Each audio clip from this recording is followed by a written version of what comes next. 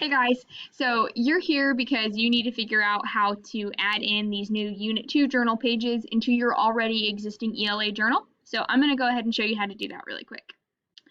You'll start by clicking this link here, and it will take you to the Unit 2 journal pages, which will look something like this.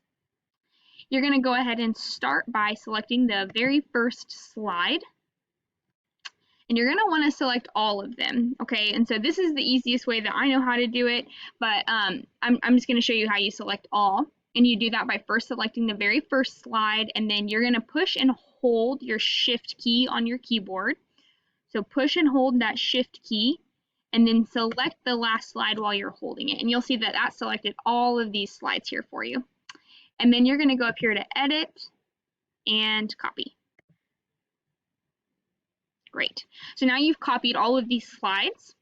All we have left now is to go and paste it into your journal. So I already have my journal open, but you'll go and you'll open your ELA journal. And what you'll do is you'll scroll all the way down to this last slide and click on it.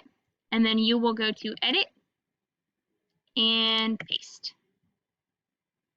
All right, and then it'll pop up here if you want to import slides. Go ahead and just click Do Not Link. Okay, click Do Not Link.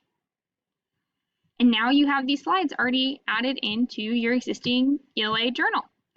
And these slides are going to be filled with some information about how to use the race paragraph. It'll have all of your Pear Deck slideshows available, some Edpuzzle links in here.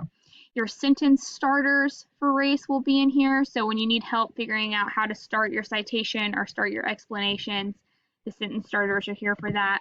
And this will also be where you write down your argumentative writing vocabulary in weeks, I think, 7 and 8. So let us know if you have issues or questions about how to copy these over. And that's it. See ya!